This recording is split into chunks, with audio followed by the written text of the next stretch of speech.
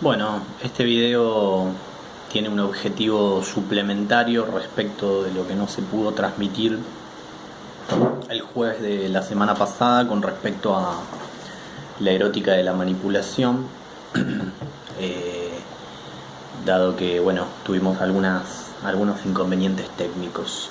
Voy a hacer un pequeño recorrido tratando de rescatar algo de lo que había preparado para la charla, pero que bueno, que lamentablemente no se pudo transmitir.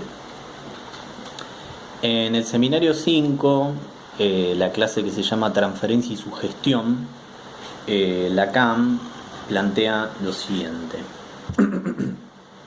hablando sobre la imposibilidad de una transferencia de la transferencia, ¿no? Y el sinsentido de analizar la transferencia, ¿no? Lo que dice Lacan es: considerar que nos diferenciamos de quien se basa en su poder sobre el paciente para hacer admitir la interpretación, o sea que sugiere, en francés, sugestión, porque vamos a analizar este efecto de poder, que es sino aplazar el problema hasta el infinito, puesto que desde donde se analizará el hecho de que el sujeto haya aceptado la interpretación será nuevamente desde la transferencia.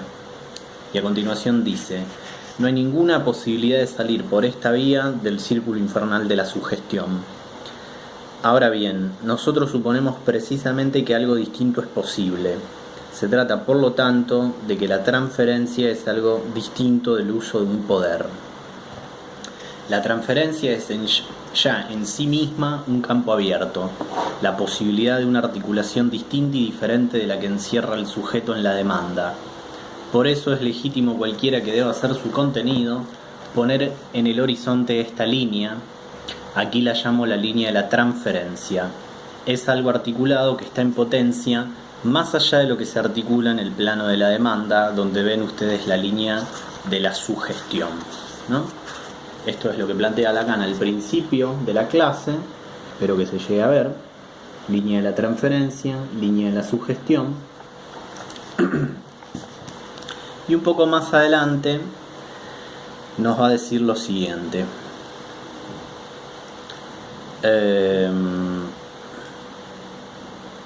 Los hipnotizadores o simplemente quienes se interesan en la hipnosis saben perfectamente que ninguna sugestión, por muy lograda que sea, se apodera totalmente del sujeto.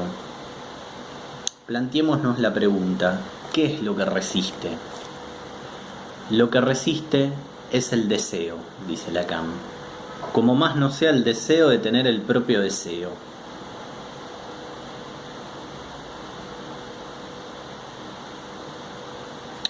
Bueno, hasta acá un poco lo que plantea Lacan en el seminario 5 de las formaciones del inconsciente, donde hace, ¿no?, como una diferencia entre lo que es la transferencia, la sugestión, pero también donde hay una diferencia muy importante entre lo que es el deseo y la demanda, ¿no?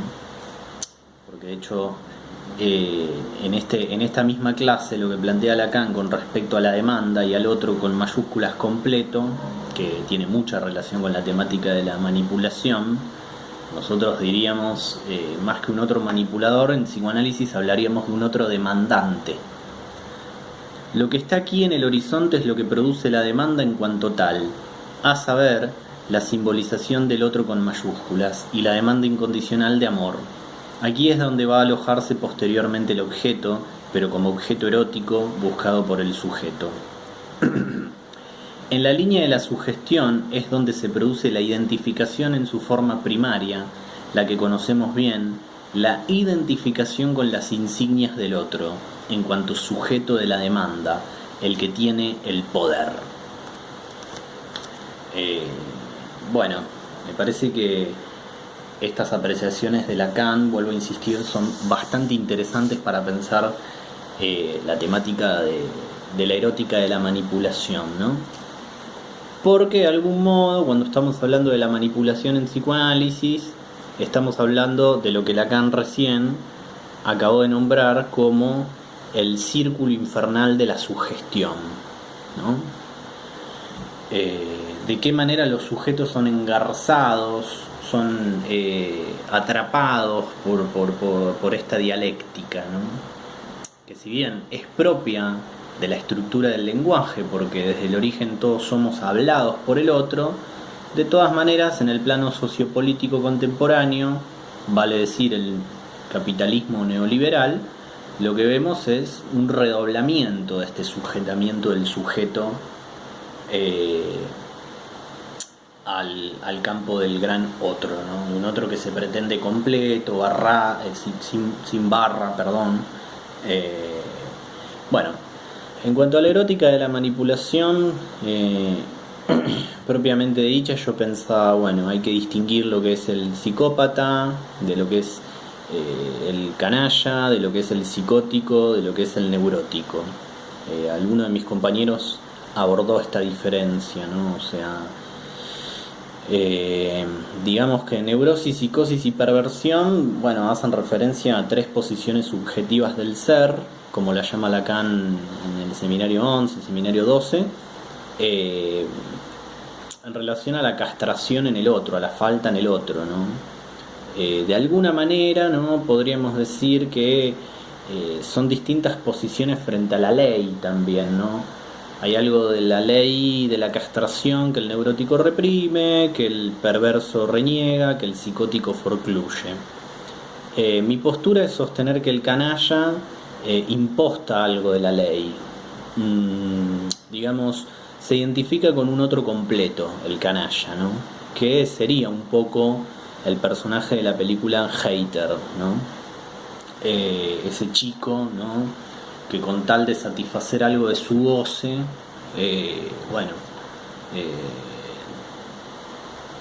está dispuesto a cualquier cosa prácticamente, ¿no? Yo lo identifico con esto del canalla, ¿no? Al personaje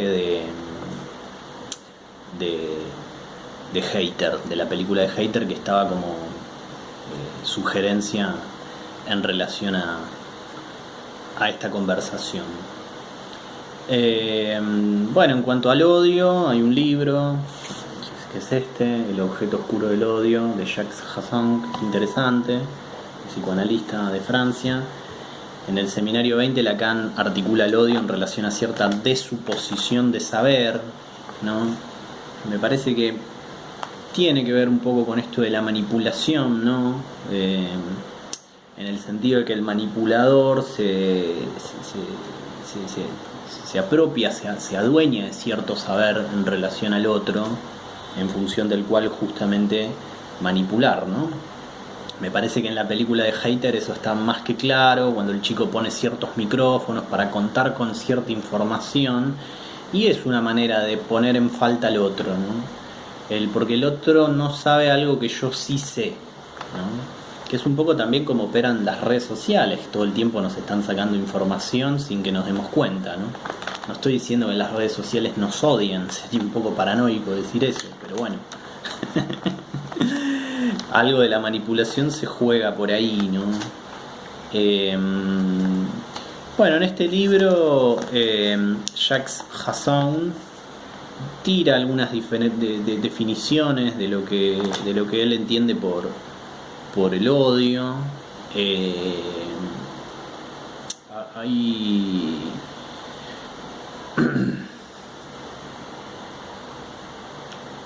Hay alguna de estas definiciones que me parece más que interesante compartir con ustedes. Bueno, básicamente lo que él plantea es que a nivel del odio, ¿no? Se produce una coincidencia del sujeto con el ser, ¿no? Como que el odioso confunde en el otro al sujeto con el ser, ¿no? Como que reduce algo del ser, el odiador al otro, ¿no? Como si le negara la posibilidad de ser un sujeto dividido, ¿no? Por ejemplo, cuando alguien dice este es un peruano de mierda, ¿no? Como que toma la parte por el todo, ¿no? El hecho de haber nacido en cierta nación de una manera peyorativa, es elevada a la categoría absoluta que dice todo de ese sujeto, ¿no? Y además mal dice de ese sujeto, ¿no? Que esto es algo que también es muy de la época, ¿no? Yo creo que, bueno, manipulación y odio se articulan en el punto en el cual fomentar el odio es la estrategia por excelencia de manipulación de la época contemporánea, ¿no? Incentivar las pasiones, digamos, asistimos a toda una estrategia de marketing, sobre todo en el ámbito, vuelvo a insistir, sociopolítico, destinada a fogonear el fantasma del neurótico, pero también, ¿no?, algo del perverso y el psicótico se articula, ¿no? Quizá más desde el punto de vista delirante en el caso de este último, ¿no? Esto de, bueno, no sé, se viene el comunismo, se viene el populismo, vuelvo a insistir en lo que decía, estimo que hay una manipulación de la población a través de fogonear determinados fantasmas que apuntan a esta pasión del ser, como la llamó Lacan, que es el odio, ¿no? Digo, ya se traten de fantasmas de carácter sádico, de carácter masoquista, pero bueno, se incentiva esto de lo perverso en el neurótico, ¿no? Que me parece que bueno, que hay que estar bastante atento a esta cuestión, ¿no?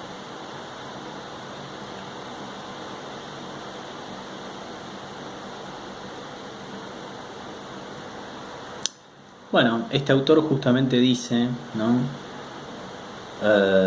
El eclipsamiento de lo político y de las organizaciones susceptibles de tomar a su cargo la vida social promueve el odio, el etnocentrismo y las ideologías del resentimiento, ¿no? O sea, es una posición que está claramente en la línea de lo que estoy articulando, ¿no? Me parece que es muy, muy actual esto que acaba de decir el autor, ¿no? De hecho, cito un libro que es Las ideologías del resentimiento, del año 96, o sea, más de 20 años, de Marc Angenot, que habría que investigarlo, ¿no? Ese libro, ¿no? Las ideologías del resentimiento, ¿no? Siguiendo un poco con el desarrollo, hablar de una erótica de la manipulación introduce esta idea del eros, que desde el psicoanálisis se articula con el goce, con el amor, con el deseo.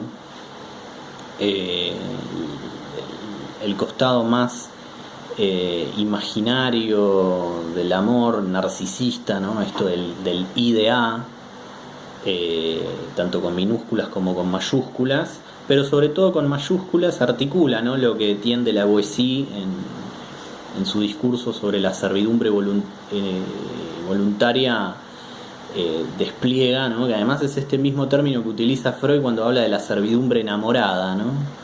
Podemos hacer una conexión interesante ahí, ¿no?, entre lo que plantea Freud en Psicología de las Masas y lo que plantea Etienne de la Boétie cuando habla de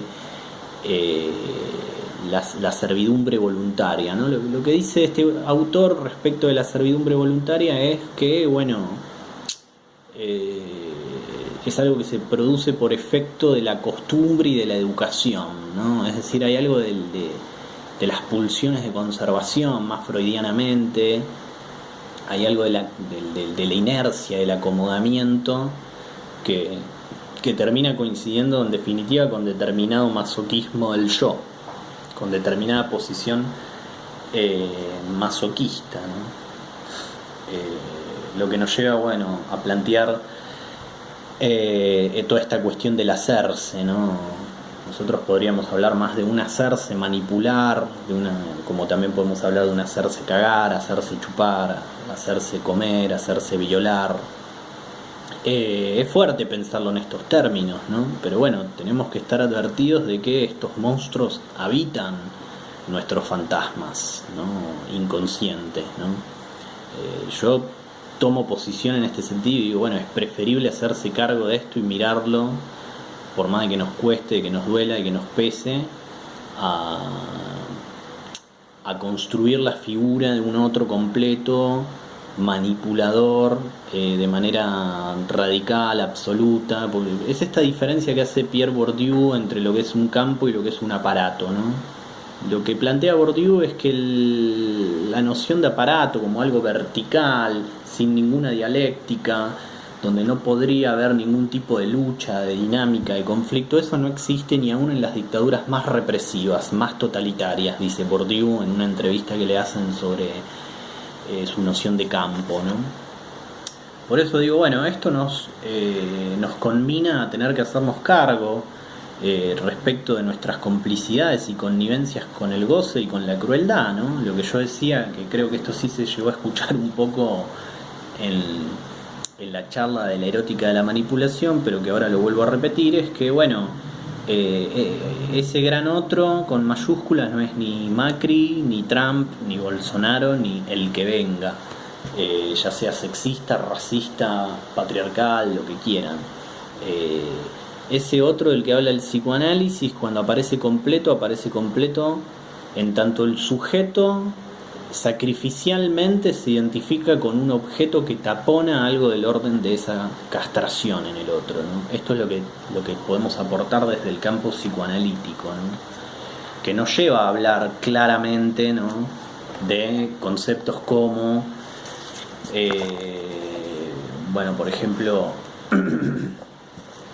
un elemento que trabaja mucho David Pabón Cuéllar en este libro, Elementos políticos del marxismo lacaniano, es el tema de la identificación opresiva, ¿no? O sea, que este autor lo labura bastante bien esto, ¿no? Esta idea de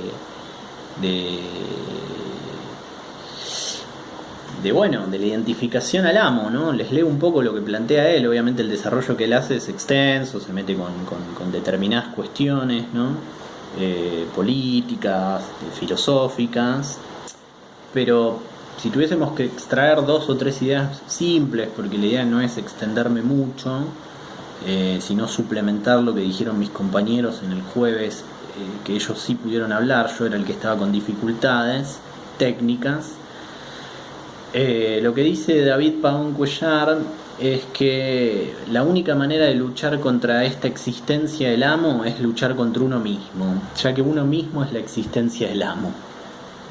Luchar contra la existencia del amo, en efecto, es luchar contra uno mismo identificado con el amo, luchar contra su propia identificación con el amo, dado que esta identificación es lo que le da su existencia al amo.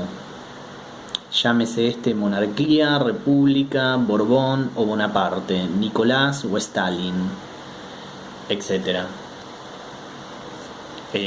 La razón de nuestra condición oprimida no estriba en los diferentes significantes con los que nos podemos identificar, sino en el hecho mismo de nuestra identificación con ellos, ¿no? Lo mismo que decía un poco Lacan en el seminario 5, cuando habla, ¿no?, de la identificación primaria en relación a ese otro completo de la demanda, ¿no? Jorge Alemán, Para una izquierda lacaniana, dice: hay dominación porque el sujeto en su propia constitución, de un modo estructural o cuasi ontológico, no puede darse a sí mismo su propia representación, ¿no? O sea, hay una identificación al otro, ¿no?, una alienación al otro que tiene, bueno, también un efecto de dominación por el otro, ¿no? A ese punto al punto es lo que le puede aportar de alguna manera el psicoanálisis al marxismo, ¿no? Romper este esquema víctima-victimario, también al feminismo, ¿no? O sea, digo, como esto de, bueno, abrir un poco, ¿no?, el escenario y poder pensar que a nivel fantasmático el sujeto es sujeto y objeto a la vez, ¿no? Me parece que es interesante, ¿no? Habría que desarrollar y desplegar más esta noción psicoanalítica del fantasma, ¿no? Yo decía en el encuentro, no sé si esto se llegó a escuchar, yo traía a colación una frase de Pizarnik que dice: nada más peligroso cuando se necesita ayuda que recibir ayuda, ¿no? Porque, bueno, justamente está esta idea de que la psicoterapia conduce a lo peor, ¿no? O sea, Porque el psicoterapeuta, como de alguna manera tampoco lo hace el neurocientífico, el líder de autoayuda o coaching ontológico, o inclusive en algunos casos hasta algún psiquiatra, no se pregunta por el grado de funcionalidad al poder de su praxis, a diferencia de como sí creo yo que lo hace el psicoanalista, ¿no? Porque el psicoanalista justamente su práctica está atravesada por una ética, ¿no? Por eso me parecía interesante cuando Lacan en el seminario 5, en la clase que les leí, establece que lo que resiste es el deseo. El deseo es lo que resiste a la sugestión, ¿no? Para finalizar y seguir abriendo algunas preguntas, hacer una referencia a la noción de masoquismo, tomando esta vez el diccionario de psicoanálisis de Laplanche y Pontalis, que es una referencia quizás un poco tradicional. De todos modos me parece que plantea un buen resumen para empezar a cuestionarnos esto de ser objeto de la manipulación, ¿no? ¿Hasta qué punto nos dejamos manipular, nos hacemos manipular? Y también hasta qué punto nosotros, que nos quejamos de cómo nos manipulan, también manipulamos, ¿no?